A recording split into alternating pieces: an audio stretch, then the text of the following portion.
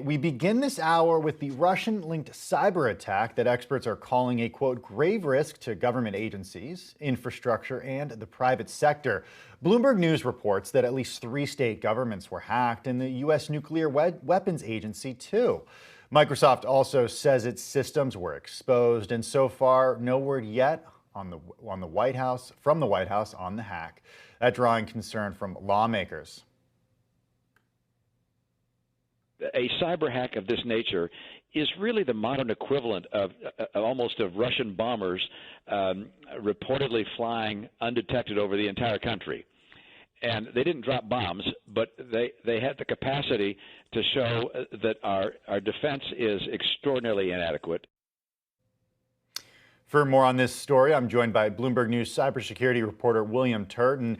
William, it's great to have you back with us. Just how bad were these attacks? How do you explain the risk to viewers trying to wrap their heads around what exactly happened? Hi, thanks for having me. So that's a great question. We don't know how bad it is, and it will probably take a long time to find out how bad it is. We're getting a little bit of idea about the scale and the scope of the attack, right? So we know from an SEC filing by one of these affected companies, SolarWinds, that a malicious backdoor sent to customers through its products affected as many as 18,000 customers. Now, there's something really important to remember here, which is that, just because as many as 18,000 customers had this backdoor in their network doesn't mean the Russian hackers actually used it to kind of go deeper and hack the network. The best number we have so far was released by Microsoft last night, where they said they're aware of 40 of their customers that have been compromised, but they expect that number to rise. So what do we know about what they actually had access to at this point? Because it's so widespread, what were they actually looking for? So that's another good question, and one we really don't have an answer to yet. I mean, the assumption right now is that this was an act of espionage. And people make that assumption because, as far as we can tell so far, there weren't any kind of destructive acts, right? Like data wasn't deleted. It wasn't like computers were shut down or taken offline, right? It seems like for months, these Russian hackers were sitting inside government networks and the network of private companies and listening and collecting data. Now, I really have to stress, we don't know if data was actually exfiltrated yet.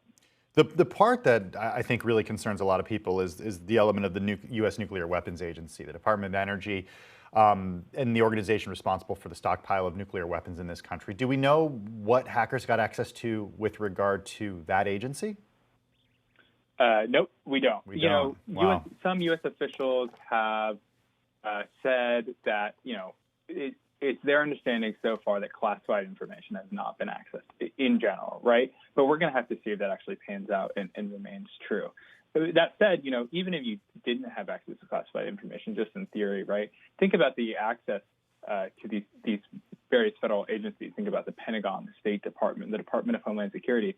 I mean, even having the unclassified data, think about the emails from all the employees there. I mean, that is hugely valuable and insightful. We have not heard from President Trump on this attack. What does his silence mean? It's a great question. Trump has this almost ridiculous tweet from 2017 where he said that he talked about, talking with Putin about forming an impenetrable cybersecurity unit. Trump hasn't really shown much literacy in the cyber domain. He's talked about 300-pound hackers in basements before. But, as we've seen throughout his campaign and through his administration, that he's happy to defer to Russia. I'm not sure how much you can read into his silence. William, as a cybersecurity reporter, where does this particular hack fall on the spectrum of infiltrations and hacks that you've covered? It's probably the craziest hack I've ever covered. Really?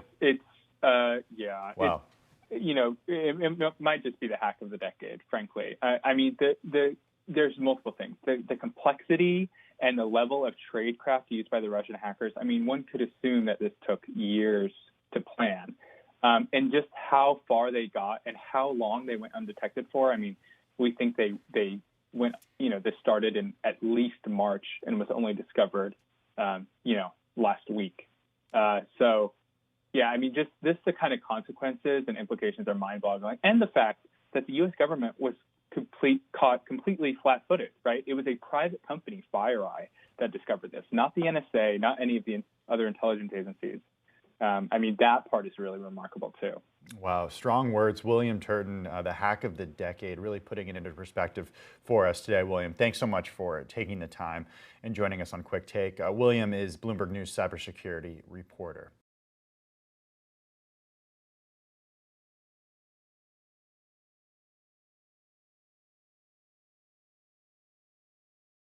The biggest stories the moment they happen from around the globe. Subscribe to Bloomberg Quick Take now for insight in an instant.